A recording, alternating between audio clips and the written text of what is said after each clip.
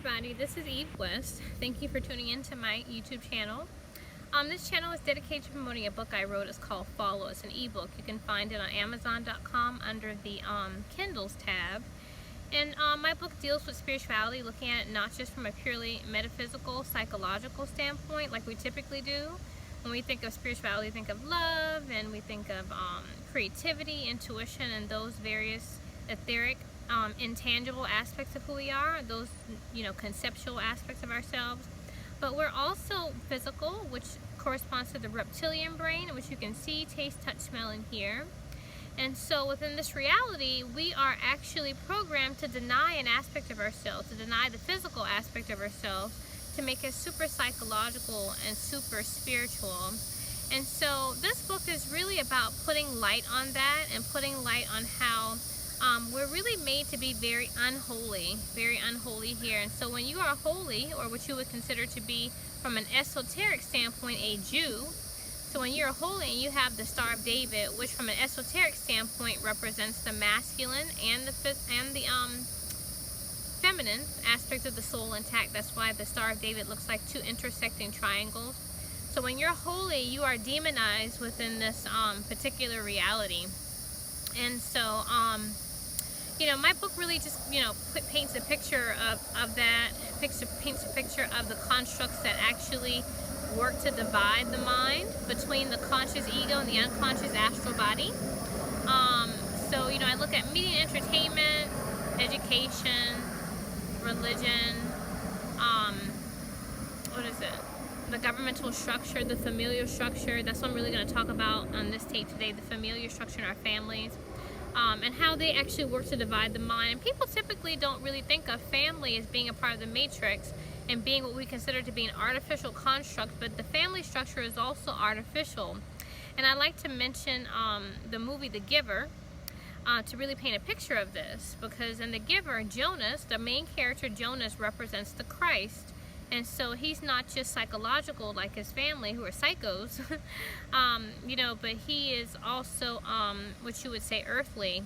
And so when Jonas realizes his divinity as a Christ, and he actually gets his kundalini, if you will, as they call it, or his earthly sacral, the emotional body aspect of himself, he realizes that his family really does not love him. He asks his family, he says, or I think he asks his mom, "Do you love me?" And she says, "Preciseness of language, Jonas." And his little sister says, "What's love?" And his father says, "Well, if you ask me if I enjoy you." Oh, sorry. And his father says, "Well, if you ask me if I enjoy you, then that's different." But they're very psychological. There's no feelings to them. And so the people within the society that Jonas grows up in, they take injections to take away their emotional bodies, to make them really like stickmen, if you will. They're not really human per se. And so Jonas is in for the fight of his life to restore emotions, if you will, back to reality, so to speak. And so I really feel like Jonas in this, because I'm telling you, although I put on a brave face, as I get online and on YouTube, I'm actually being brought through hell. I'm being brought through hell to get this message out there, and I'm definitely being targeted within my dwelling. One thing about gang stalking, it's made to look like everyday things. That's why gang stalking is so effective. Because the whole purpose is to incarcerate or institutionalize the Christ in some way. This kind of goes back to Christian theology, where Jesus tells his disciples, "You'll be brought to judgment, and you'll go to jail, and they'll persecute you and beat you, and all these different things." It's very similar to that, because with gang stalking just looks like you had a fight with your mom, or you had a bad experience at an establishment, you didn't get good customer service, or it looks like you're just reading into things. And so they try to facilitate an environment to paint a picture of you being crazy. That is it. They want to paint a picture of you being crazy, or they want to exacerbate your emotional body, which is your pineal gland, connected to your pineal gland and your melanin. So they want to tick you off to the point where you blow up. And when you blow up, then you look bad, because you've been taking upon you all these gang stalking, and also with me, other mind torture you would say mind torture tactics. And so you just say you've had it, you had enough. And when you say you had enough of it, then you come to judgment and they point fingers at you. So gang stalking and mind torture in and of itself is like poking an animal in a cage. You keep poking it, eventually that animal is going to bite you. And so because of the tactics are so covert, it makes the animal look like, you know, the targeted individual, if you will, that they treat like an animal. It's not an animal, that is the divine God. But they actually, you know, treat this person, the targeted individual, like an animal. And when you keep, you know, doing inhumane things in a very covert, underhanded way, that person is going to lash out. And so in my dwelling, especially at this point, I'm definitely being targeted a lot. You know, I equate this to, if you really, a lot of times things are mentioned in pop culture to really signify what you would call apocalyptic or end of the world, if you will, types of things. People sometimes say that movies and you know, videos and things like that are the modern day hieroglyphs. But one video I want to point out to you is the video called Ape Shit by the Carters. And even the name Ape Shit also kind of correlates to what I just told you about how Christ are treated like animals. We're treated like apes. And so they're actually equating the Christ to an animal here. Okay? That's what they're doing. And there's so many esoteric, I would say, you know, clues within that video. And so one thing about it, the English language in and of itself, I call it the devil's language. And the devil just means the unconscious mind, because there's many different meanings to words in the English language. So if you wanted to send a message to someone, you can send a message to them, whereas other people would not understand the message, but the person you're sending the message to would understand it. And so that's where double meanings come into play. So in, you know, in the Carters song for Ape Shit, when she says haters in danger, a whole lot of ganging, she's really referring to gang stalking. Okay, she's referring to gang stalking. Some people think, oh, you know, that means like you're getting ganged up on or something like that, where someone's like beating you down or something. No, she's referring to gang stalking. So there's double meanings, if you will, to this. When she says, give me that vitamin D, she's talking about the Son of God. She's not actually talking about vitamin D. You know, because vitamin D is associated with the sun. That's how you get vitamin D. So she's talking about the Son of God. You know, when she talks about fast like a Lambo, skeet, skeet, skeet, she's talking about the Lamb of God. She's talking about the whore of Babylon, actually, because when she says fast like a Lambo, she's talking about how you know, when someone says you're fast, they're talking about how promiscuous you are. That's oftentimes when someone says you're fast, they mean you're promiscuous. That's what a lot of older, old black folks used to say that. And so that's what it means. Although superficially, to the regular sheeple, she's just talking about a Lamborghini. Fast like my Lambo, skeet, skeet, skeet. So she's not talking about a Lamborghini. So to you, she's talking, well, to you, or to sheeple, I should say, or to people who don't have an open pineal gland, she's talking about a Lamborghini. But she's really talking about the Lamb of God. Okay, all of this stuff is esoteric. Even Virgo. You know, people are like, oh, Beyonce's a Virgo. That's why she put it in the video. No, that's not why she put it in the video. Superficially, from a reptilian, you know, standpoint, she is a Virgo. However, Virgo is referring to the constellation where the sun is being reincarnated. When you see Virgo, the constellation Virgo, you connect all the dots, it looks like a woman.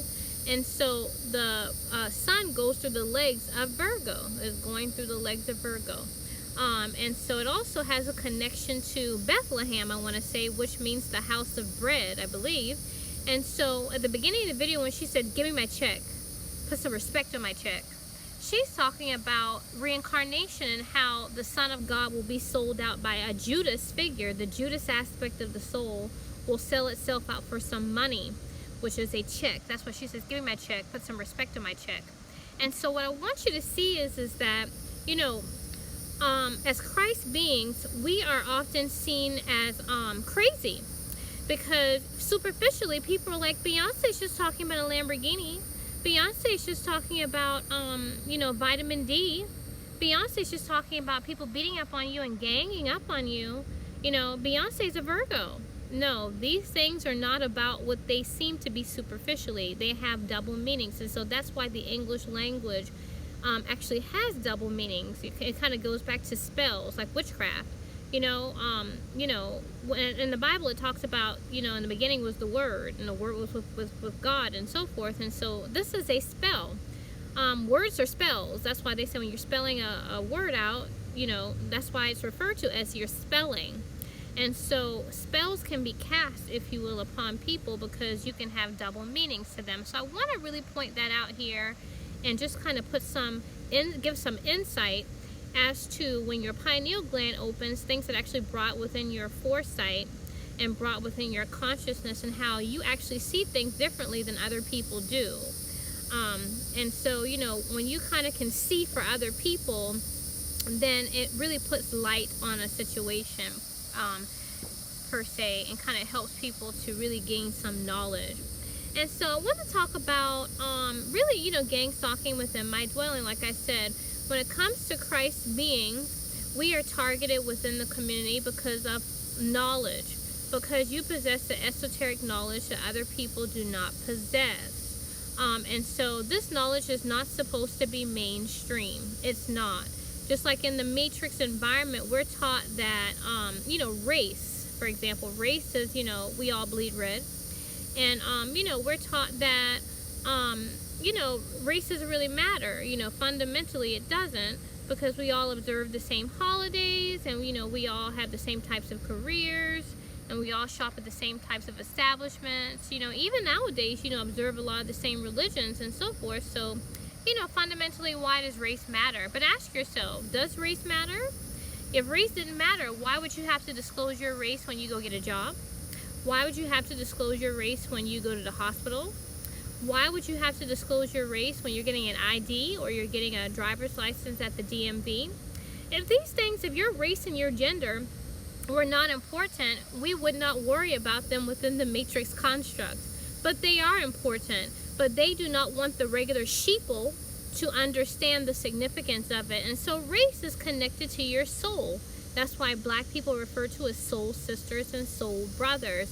And your soul is connected to your pineal gland, which is connected to your melanin. And so eventually, after you keep reincarnating over and over and over again, you become what we call a master race, where you have super duper blonde and super duper blonde hair and super duper blue eyes. Now, most people, regardless of race, have melanin, okay, unless you have albinism or something like that. But even if white folks are born with blonde hair and blue eyes, it typically turns dark, and they have to bleach. They have to bleach their hair and so forth. But, there's only a fraction of the population, if you will, that has, super duper blue eyes and super duper blonde hair. But most people do not, because your melanin kicks in. So everyone has been black at a certain point. That's why it says all of your ancestors come from Africa or, have been black. It's true. Regardless of what race you are at this moment in time, you were black at one point. So I want to point that out there. And so since you were black at one point, your pineal gland, you have full function of your pineal gland, and so you could actually manipulate matter at will. Yes, at one point in time, you could do this, but as your melanin got extracted out, you became more dependent upon the matrix system, and so you sought outside of yourself to have your needs met and your desires fulfilled, if you will. So your divinity, as you keep getting, pressed out through the reincarnation system, your divinity gets taken away. And so that's why out of all demographics, blacks are actually targeted the most than most others, because black people have the most melanin.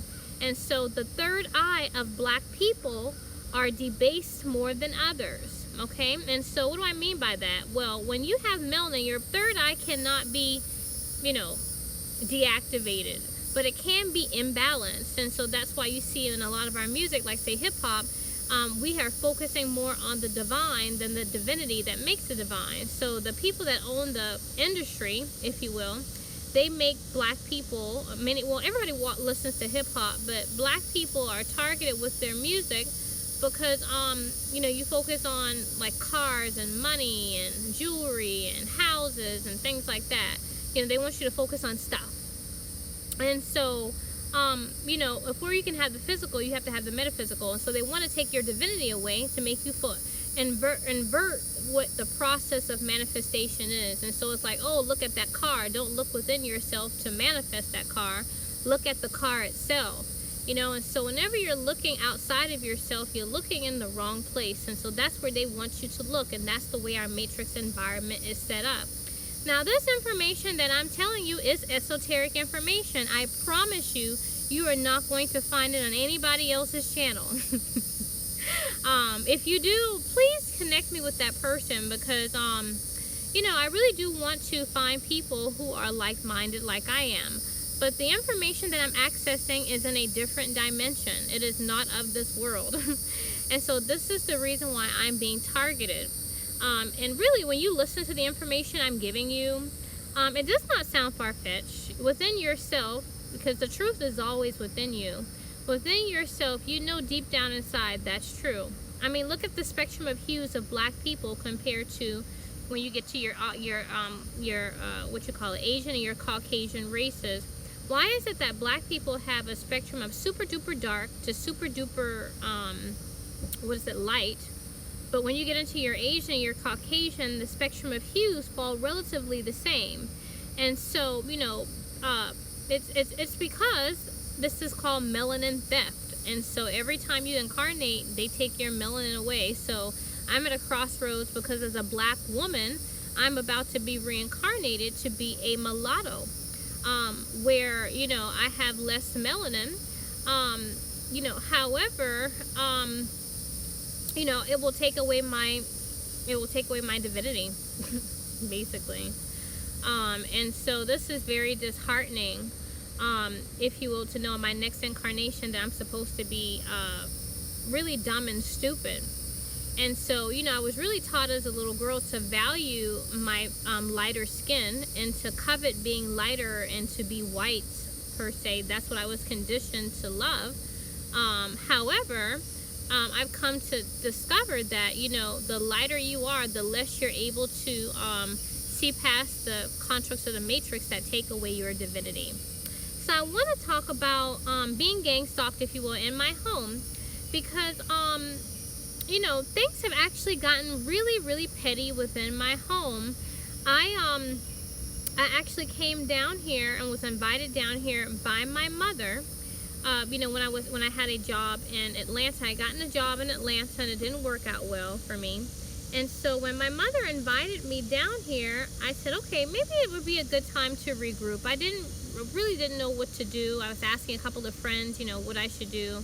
But the agenda was to have me come back down to Charleston to actually leave me destitute.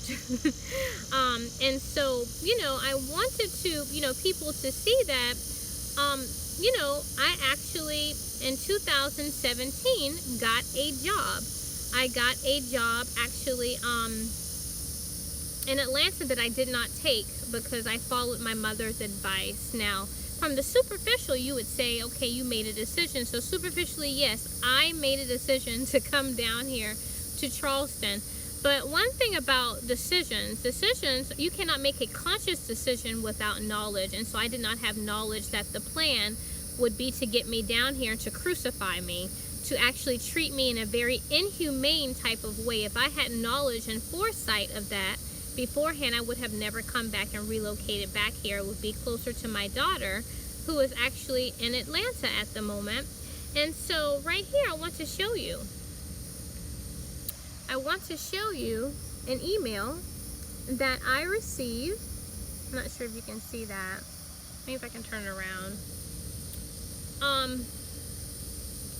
But I want to show you an email that I had gotten, and looking at the date of it, it says February 24th, 2017. That's what it says. And so, and looking at this, you see here that I have documentation to show that, before I relocated back here to Charleston with my parents, that I really, had a job somewhere else. It's not like, oh, you fell on hard times or something like that, so you had to come back and stay with your parents. That was really not the deal at all. And so, I took my mom's advice and I relocated back to Charleston. And that was the biggest mistake I had ever made, because now that I'm in this predicament where my car got totaled and so forth, I really am being targeted within my dwelling. And so, after my car got totaled, I really tried to find a job. I couldn't really find a substantial job, and I didn't want to go back to teaching, but eventually I did go back to teaching. I did go back for a little bit, and I worked for maybe about, I don't know, like 6 months or so. And then after my license ran out here in Charleston in South Carolina, then I decided to get a job in Atlanta. I decided to get a job in Atlanta where where I had a license. And so I did it. I got a job in Atlanta, and this is documentation to show that I had gotten a job in Atlanta after, and the date on that is, let's see, what's the date on it? The date is June 19th, 2018. And so my mother actually told me to turn down that job as well. My car had got totaled, so, I did not have a car, but I really had saved up enough money to really get, something to kind of get me over. But the thing about it is that since I had experienced so many gang stalking issues, if you will, I felt that it was more appropriate for me to actually transition and get something of my own. When you start to vibrate differently, it's very difficult to sustain yourself in a regular job, because you vibrate differently, so people don't really want to be around you. They see you as an other, they see you as a divergent. So what does that mean? Like, for example, on this channel, I've showed you where I've gone into regular establishments like the Belk department store or the consignment store, or, I've gone to the library or the airport. I've gone to just regular places, and when I have money to actually spend at these places, they don't even really honor my money and really honor my business. And so what sense would it make to actually get a job at these places where, as a customer, they do not honor me and they treat me very badly, very poorly?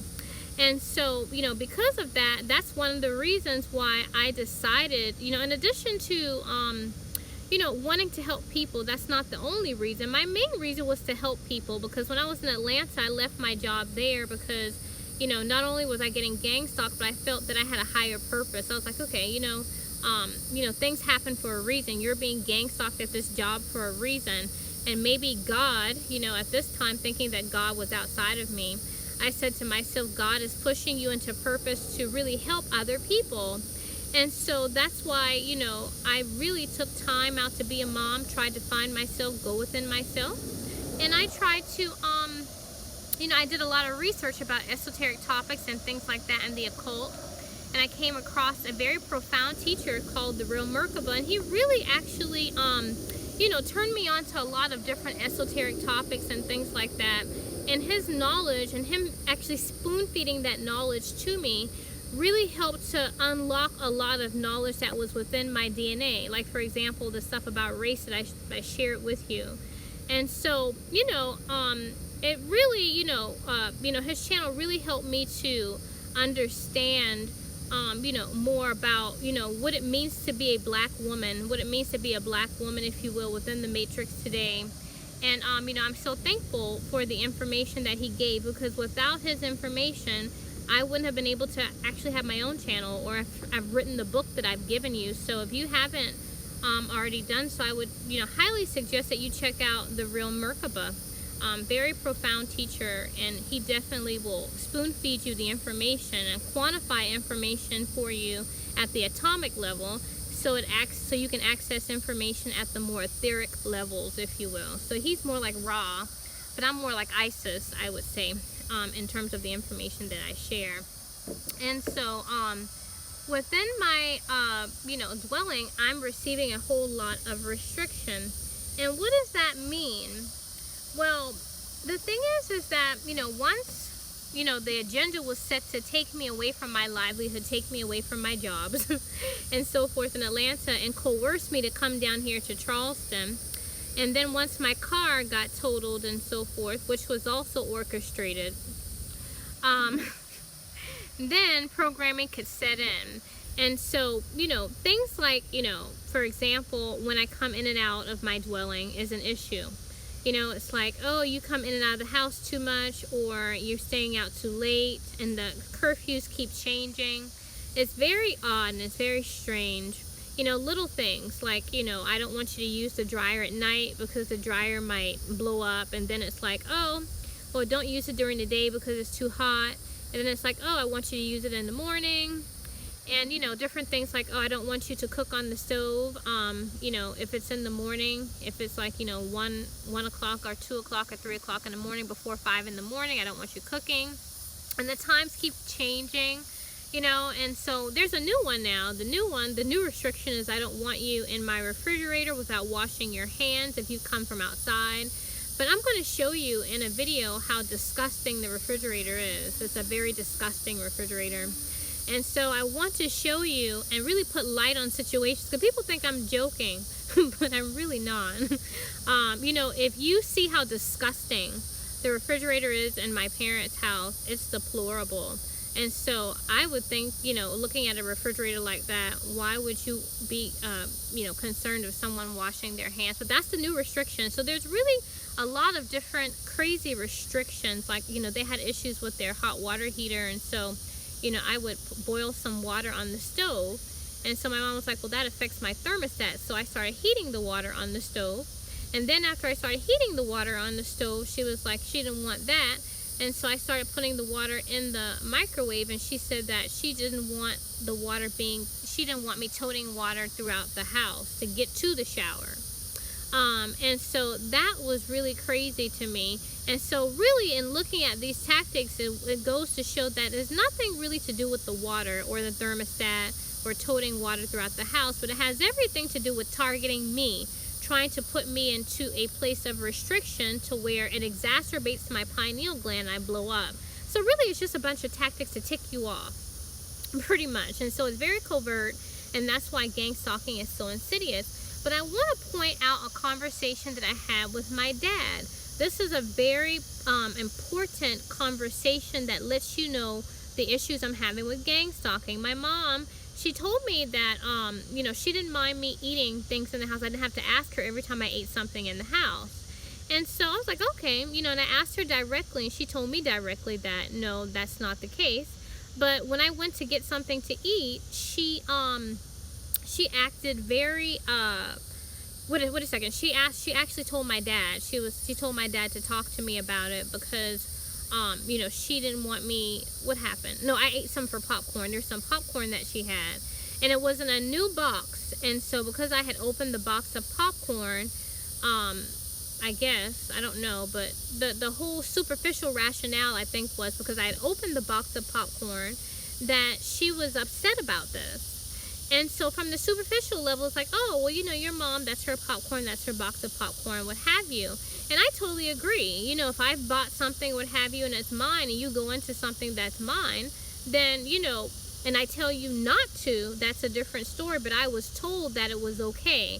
And when I did what I was told was okay, then I got reprimanded for it. And so there's a lot of lying, if you will, that goes on. I want to expose, just a lot of shape-shifting and contradictions and things like that are being fed into my consciousness. Everything at the atomic level is all about contradictions to really put you in a psychological war within yourself to where you blow up. And so I'm being told contradictive things. And so I want to shed light on that, because in the conversation with my dad, he's talking to me. He's like, oh, well, you don't go into your mom's things without asking. I said, well, mom said that I could have, I didn't have to ask her every time I wanted something. And so, and it was funny because he started bringing up things, and he was like, well, you need to get a job. And so I was like, well, I can't really find a job that's suitable in terms of what I can do. And so that's another reason why getting my own business off the ground is very important, because going to these establishments and not being treated fairly and my money not being honored, it definitely has become an issue. And so, and working at these establishments would be worse. And so that's why I'm really seeking to not just help people at the superficial level, but also to have some flexibility and some autonomy as it pertains to my career. Because when you choose a career, you're not choosing it because of monetary, means, if you will. There's so many different factors that go into choosing a career. One of them is flexibility. Flexibility, like say when I was in teaching. When I was in teaching, I didn't really have any flexibility. I couldn't go off to have lunch when I wanted to. My day really didn't start until after my kids left, with all the planning and copies and things like that I had to run. And so there really wasn't any flexibility. And depending upon the type of district that you work for, sometimes you have to follow a very strict curriculum. And so, it's very rigid and a regimented, it can be a very rigid and regimented type of career, type of field.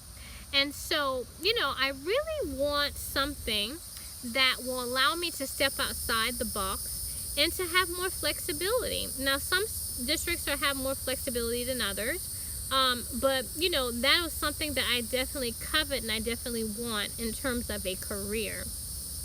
And so, and speaking to my dad, about this or what have you, he says in this video that, he does want me to have something that I want in terms of a career, but it's very much an issue in terms of me getting a job.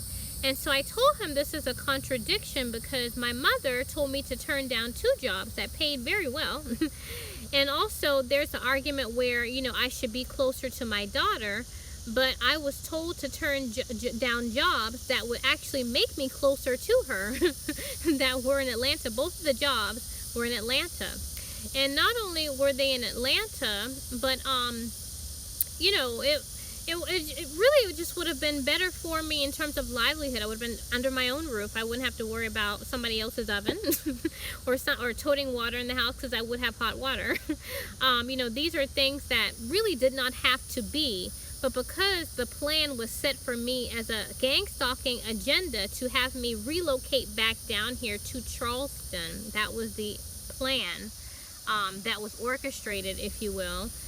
Then it put me in between a rock and a hard place. So now there's justification for treating me very poorly within the home when it comes to little petty things like food. Because now you've got me where you want me type of thing. It's like, oh, I told you to turn down those jobs, but oh, you need me for food now. You need me for shelter. You need me for this or for that. And so this is very disgusting to me. It's very disgusting to actually listen to these videos and to even share this with you.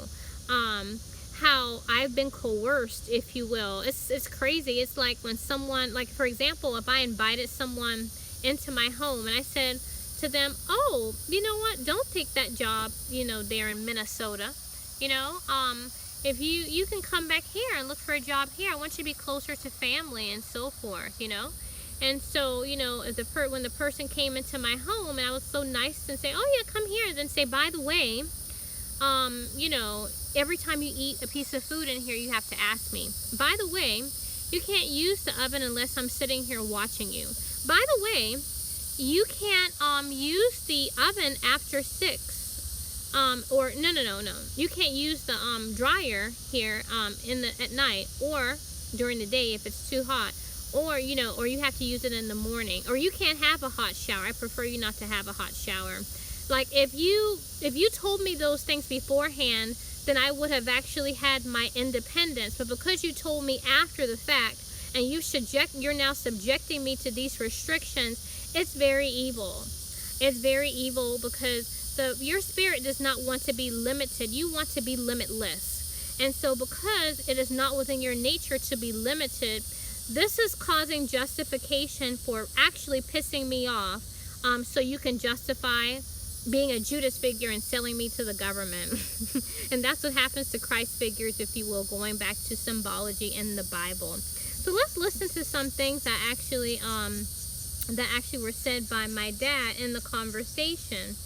Because, you know, there was also another incident beforehand where I had some food in the refrigerator, and my food that I bought, and the food got thrown away. And I'm going to share this on another video, not this one, but my mother, my dad accidentally threw the food away. I could have sworn that they cooked it, because the same amount of chicken that I had in the refrigerator was the same amount of chicken that I saw cooked in the Pyrex dish, but whatever.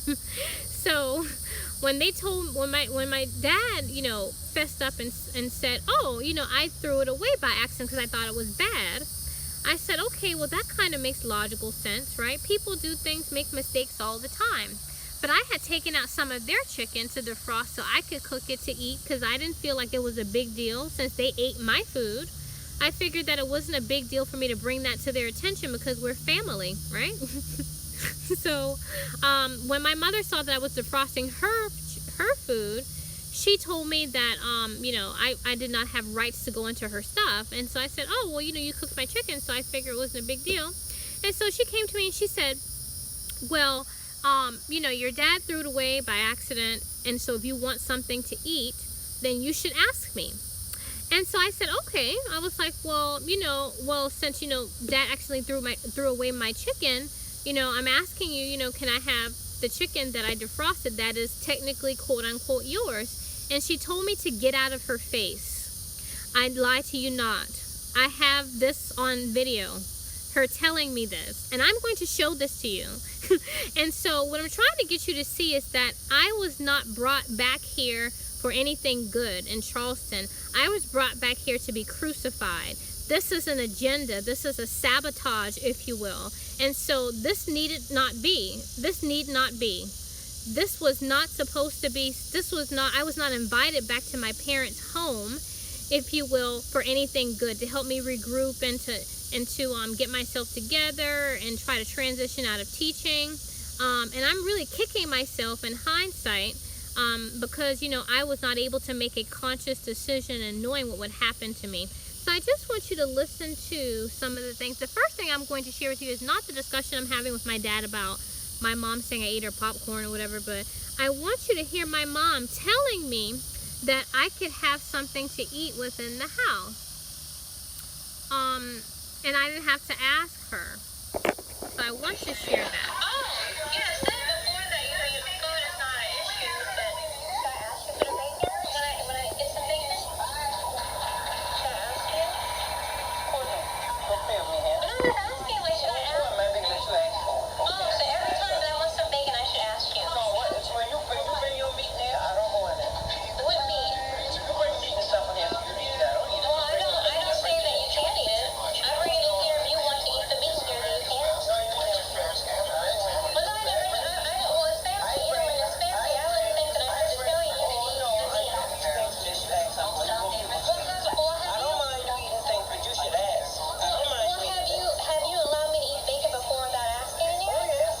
Okay, You have to eat it too, man. You have eaten no bacon, no bacon. You eat too, man. You don't have to eat 4 pieces, 5 pieces of bacon. No, I don't eat 5 pieces of bacon. Sometimes I have eaten it before, but usually lately I haven't eaten I just 3. want to eat 4 pieces and 5 pieces. But you said every time now that I would like something to eat, I should ask you. Oh, no. You use things in there. You use things in there. So I asked her specifically, I said, every time that I ask to eat something in here, then I should, or that I want something to eat in here, I should ask you. And she said, oh no. That's what she says. She says, oh no. Let me repeat it. Oh, wait a second. Let me go back. No, I don't eat 5 pieces of bacon. Sometimes I have eaten it before, but usually lately I haven't eaten 3. But you said every time now that I would like something to eat, I should ask you.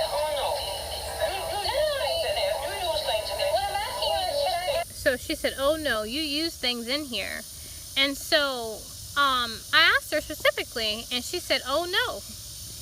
she said, you use things in here, so, you know, as we go along the conversation, she's not telling me that I should ask her every time that I want something to eat. She's making a issue about bacon. You know, I don't know, to her superficially bacon, you know, costs, I guess, a lot of money or what have you. I don't know. You know, there were times I brought bacon and people ate the bacon I brought, but whatever.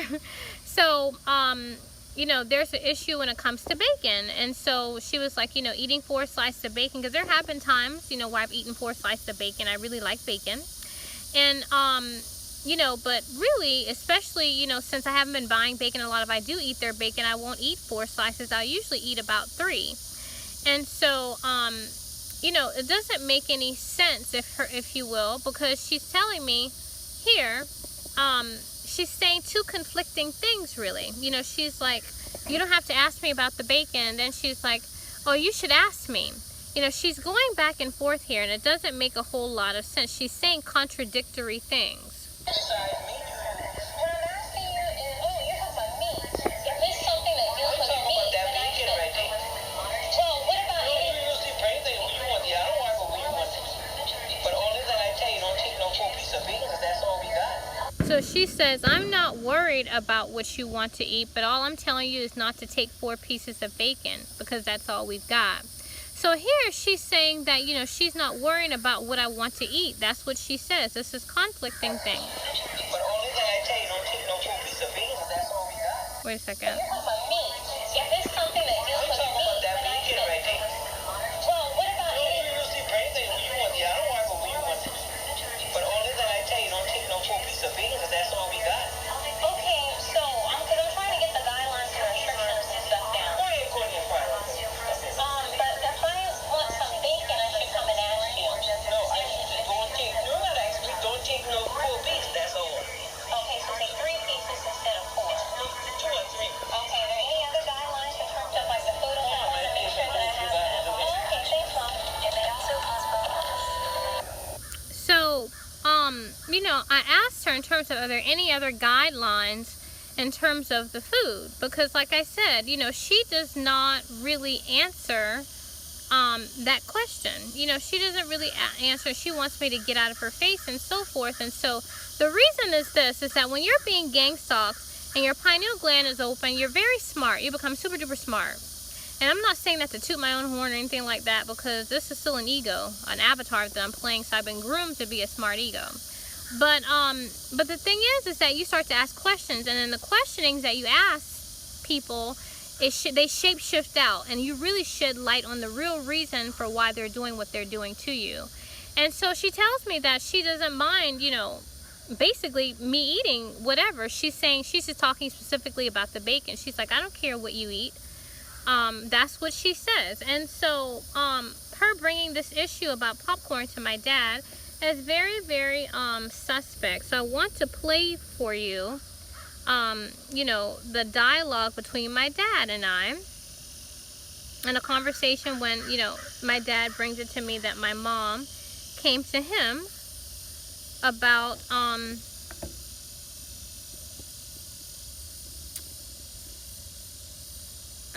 her popcorn. It's really weird.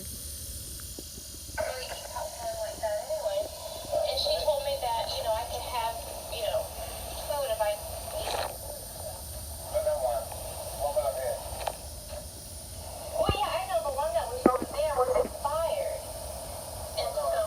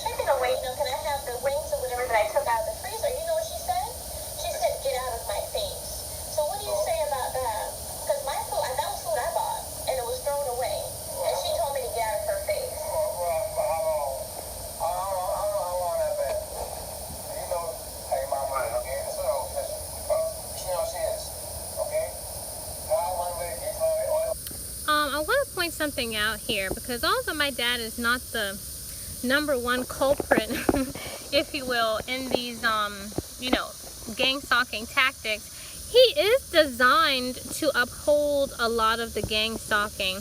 Like when I told him, you know, about the incident that happened where I had food in the refrigerator that I bought and it got thrown away by accident, by him, by accident, which he bought it back actually. My dad did. The next day, he did take me to the store and he bought my food back. So, you know, he's really, you know, I really love my dad. And I can really see he's going to be used against me.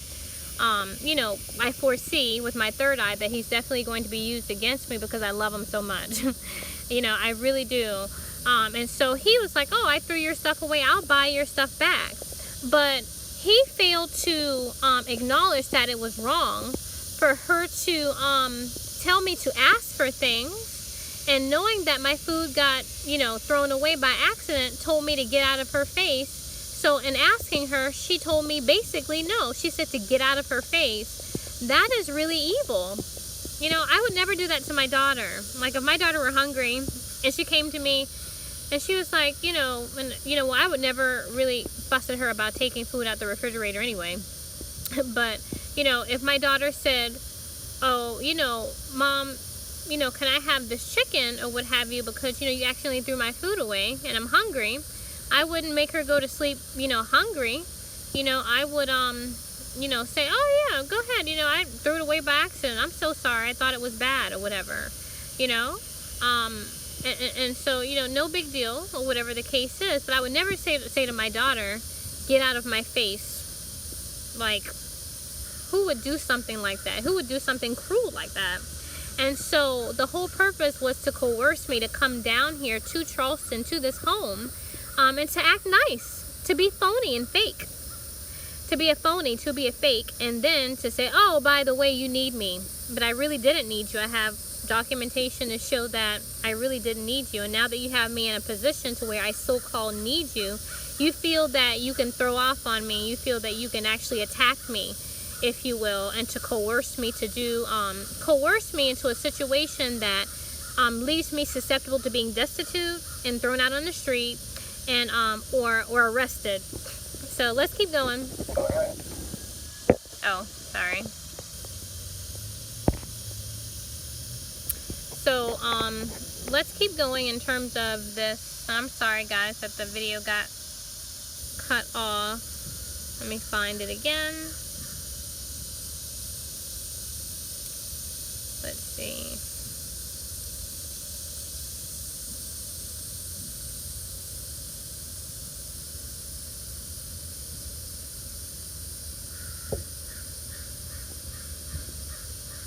Okay, here it is.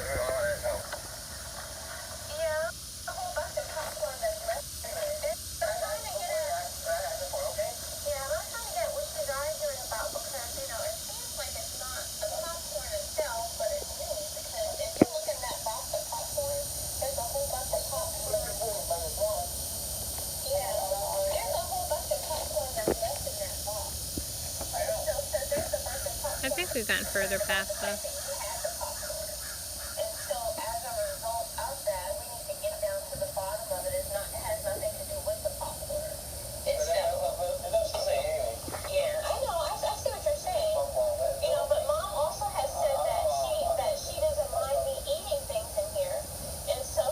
So we've gotten past that point.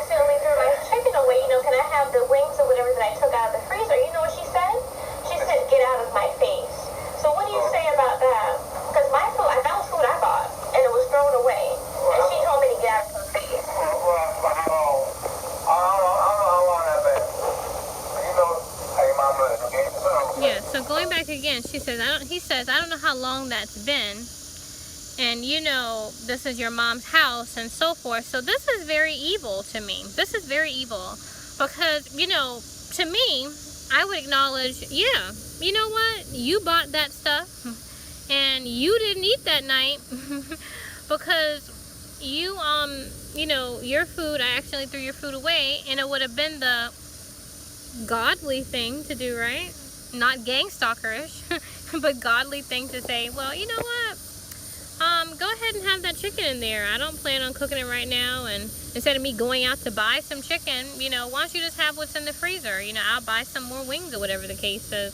To me, that would make more logical sense. And so gang stalking is very psychological, because that whole situation was intended to piss me off. It was intended to say, you know what? I really don't want you here.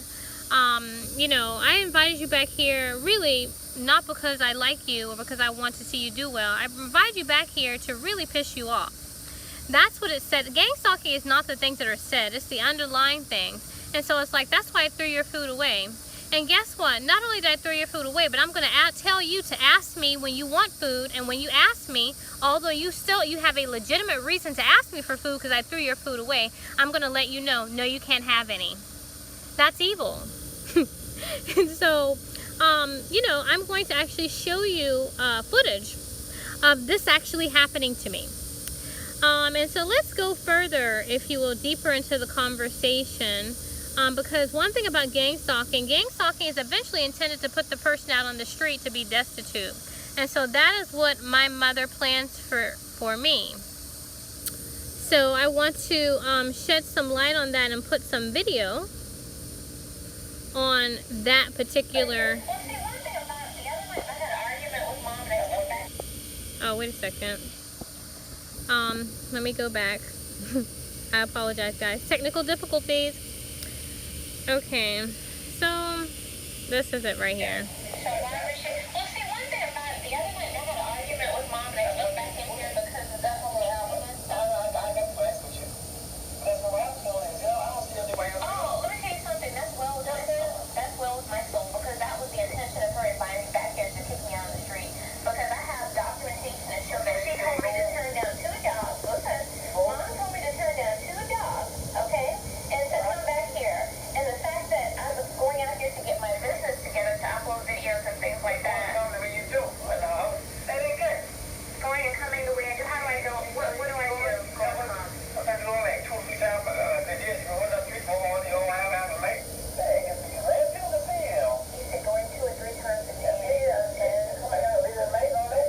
Or walk on the guy and say, you want this shit, you know? So that's what you want, but it is. So walking is not good. So would you prefer me to take the car or something? No, you ain't saying that. You have to go. Well, Okay, this is something else I want to point out. It's all about restrictions. So in one instance, when I come, you know, when I'm coming in and out of the house, it's the curfew. The curfew is always an issue. But now it's going and coming, you know, back and forth. Because sometimes, like in doing my work, I'll come out, upload, or say I'll, you know, do a taping or stuff like that, something like that. Then I'll go back and get something to eat. Then I'll come back out to work some more. So I've been working a lot, and as you can see with my uploads and things like that, I've been working a lot trying to promote my book and get my business off the ground. And so now there's an issue coming and going too much, you see? And so he says that, you know, also walking is not good. He talks about that. And then he says that people might be watching me, like there's a safety issue.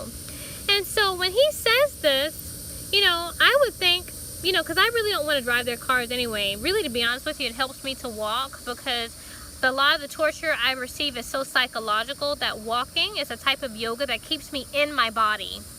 But the thing is that, you know, if this were my daughter, and I was like, you walking so much, and people are out there that could hurt you, and I had 2 cars in the driveway, I would at least say, let me take you to where you're going.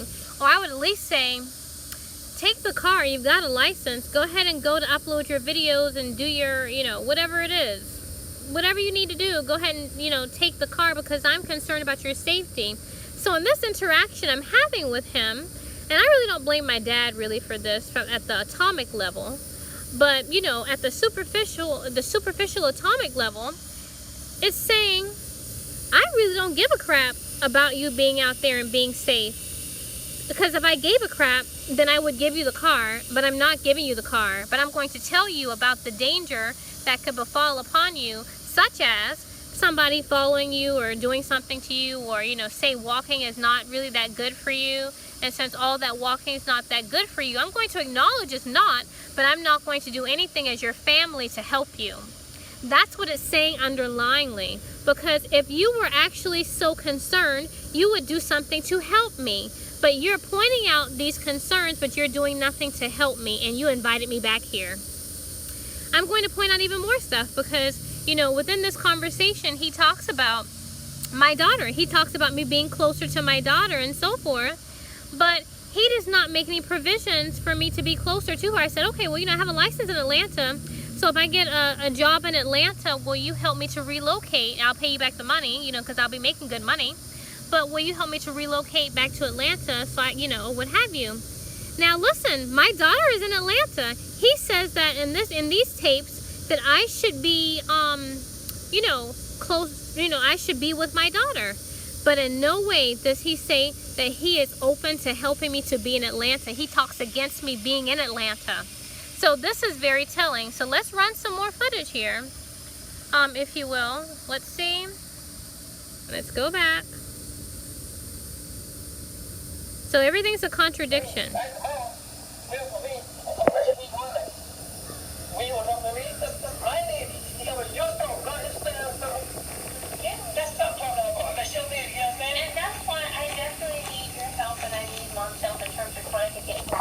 Because the fact that, you know, I've been through so much, and you know, I've been through a lot. I've been through a whole lot of stuff, and so little petty things like food does not help me. Because the thing is this, I have more faith that she doesn't mind me eating things around here. Listen, this is silly. This is silly to me.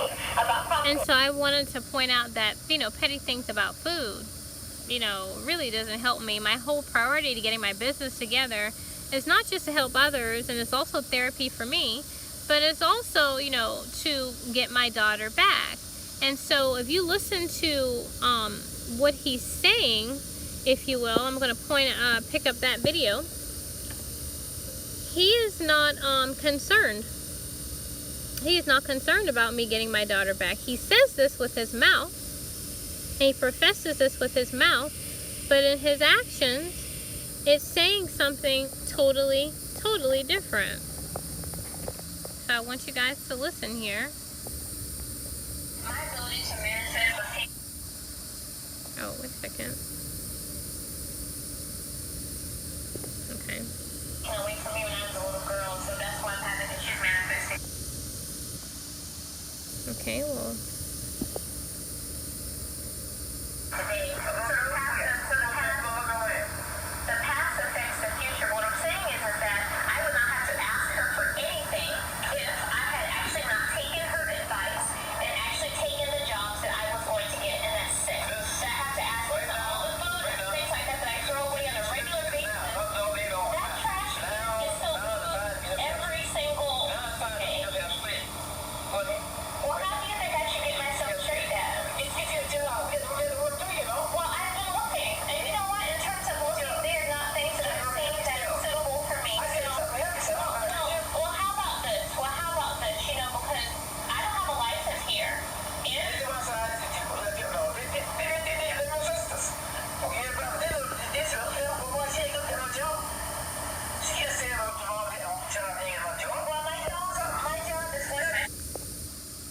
Oh, sorry.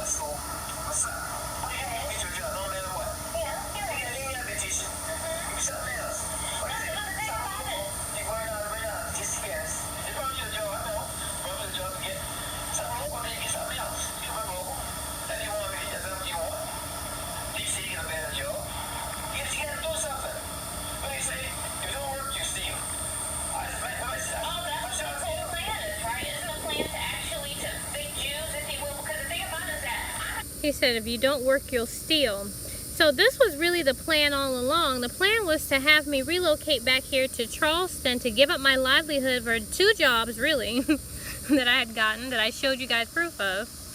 And, you know, he was like, if you don't work, you'll steal. Now, listen now. You've seen in my gang stalking videos that regular establishments that I have gone to, that they don't honor my business. And so it's really not in my best interest to work at these establishments that do not honor my business. And so when the jobs that I would have maybe a little bit more, you know, I guess leeway, if you will, you know, to kind of be a little bit more, I would say, have a little bit more autonomy, because teaching is not very flexible, but, you know, it still gives a little bit more autonomy in terms of, you know, like working like at a department store or something like that. But, you know, the thing is that that's not feasible, given all the gang stalking that I've gone through. And so when he talks about you'll steal if you don't work, that's the whole purpose. The purpose is to get you to function by the reptilian brain. And because the one thing about, you know, the body needs food. The body needs food. The body needs shelter. The body needs, you know, all these various things. And within the matrix environment, you know, if you don't have livelihood, if you don't have a job, then you cannot get these things. And so the whole plan is to force you into those types of, I would say, predicaments. And so that's why he's mentioning stealing here, because I've never stole anything. However, that is the plan, to get me to steal something, to actually sell me to the government, basically, because when you're institutionalized in some type of mental institution or in some type of prison, then they have justification for doing what they want to do, and you don't have a cell phone in there to really, you know, say what happened to you, what's going to happen to you.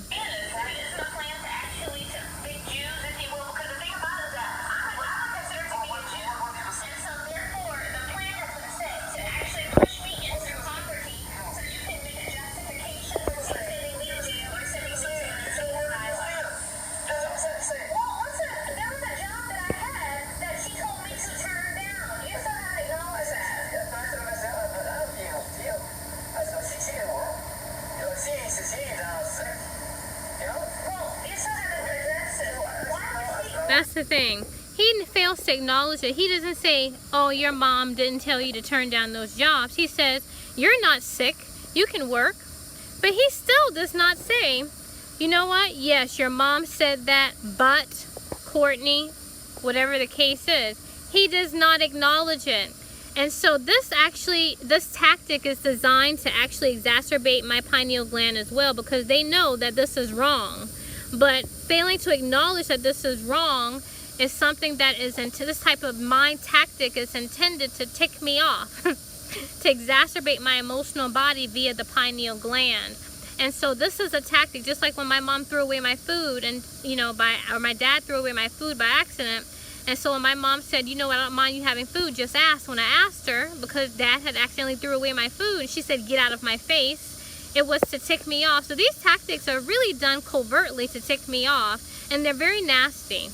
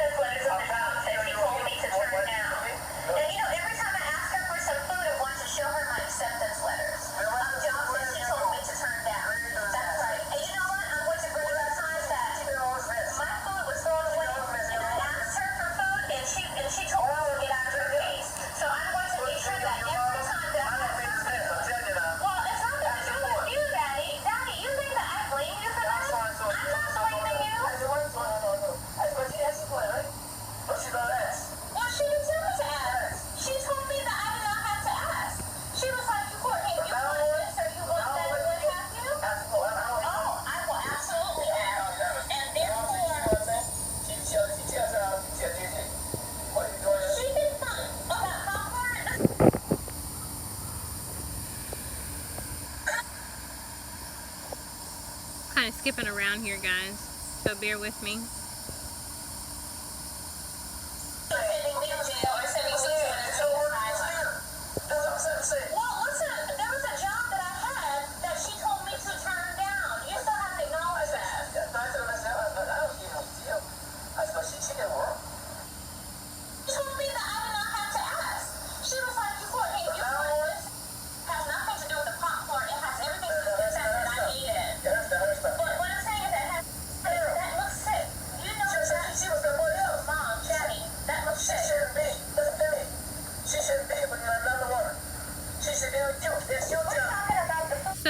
talking about the food, now it's flipped back from food to my daughter.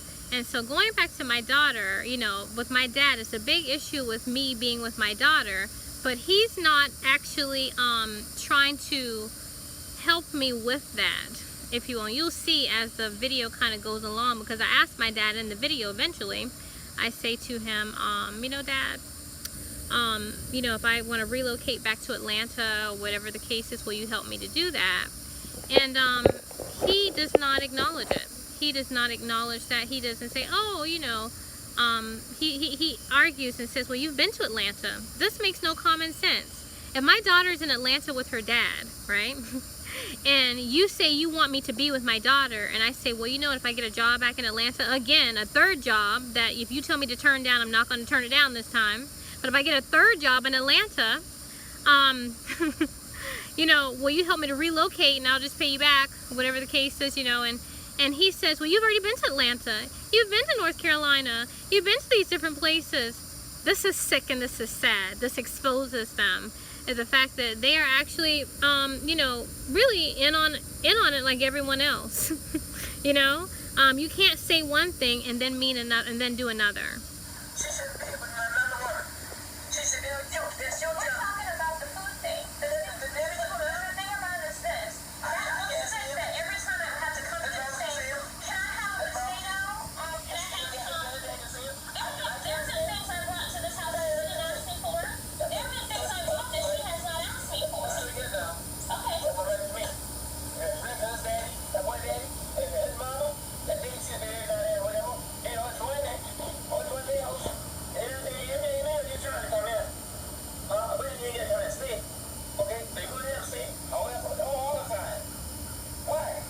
Because you just said these people still here. I was just saying. Okay? Let the people come. I don't want to come with Charles. I don't go to Charles. I don't go to Charles. But you ain't looking no step up there and do that. Well, let me tell you something. Let me be honest with you. I understand what you're saying, Dad. But you say, oh, don't take that dog for me. That's not. Okay, that's what this. Okay, your child is saying that's your baby. Okay, she'll be with you Saturday sometime. Be with you. Okay, so there are things that my mother has used I bought in here that she hasn't asked for, but you want me to ask. So you're. Let me tell you this. Let me tell you this. If it is your decision to expose exactly what the agenda is here, and the agenda is this, to actually, oh, sorry guys. The agenda is this, to demean me, right? That's the agenda, to be demeaning, to tell me to turn down jobs, and then to get me to ask every time I want something to eat in here. Oh, well, I have brought food in here, and people have not asked for things that I brought in here. And so, as a, no, job,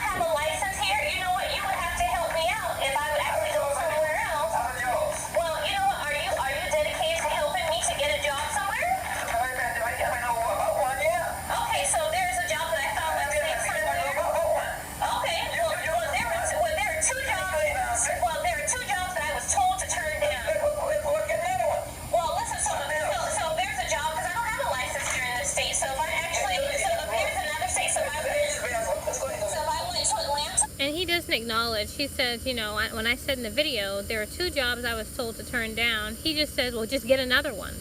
He doesn't say, you know what, that was wrong of her to do that.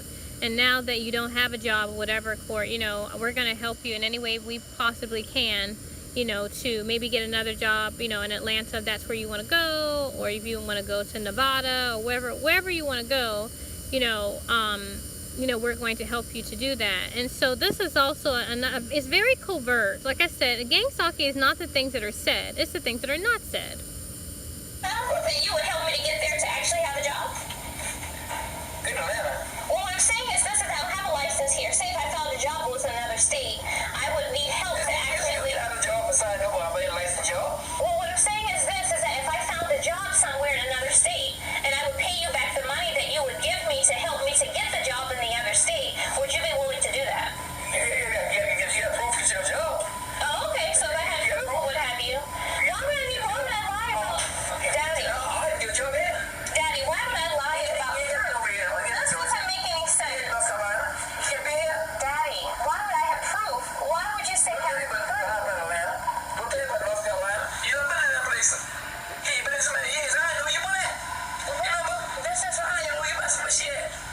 This is wait, but listen, you don't want me here, but you don't want me here.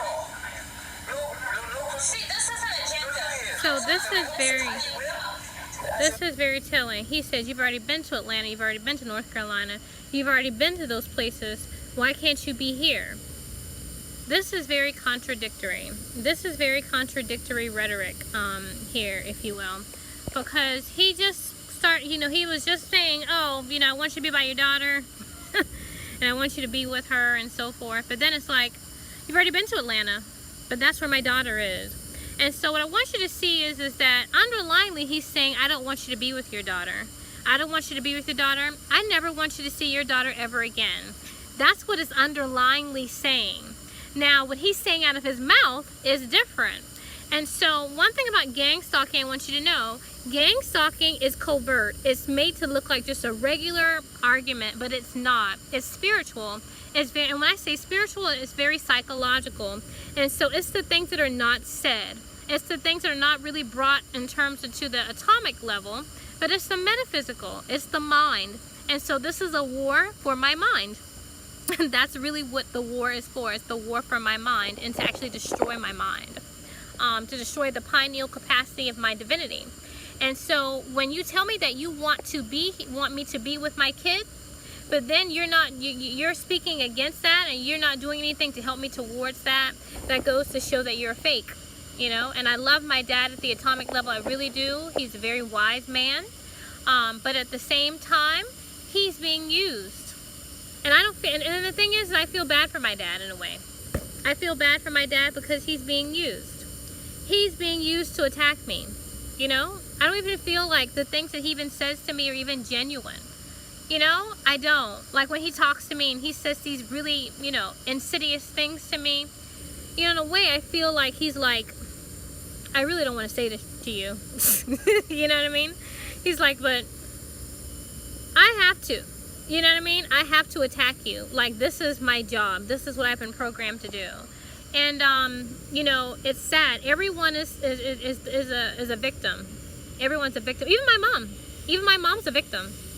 My mother is a victim in this. And you know, everyone at the atomic level is a victim. It is not this realm that we deal with. It's the realm that's above, the astral realm. Those are the culprits, the gods of this world, the lords of karma, as they call themselves, or what have you, the beings that govern this hellhole.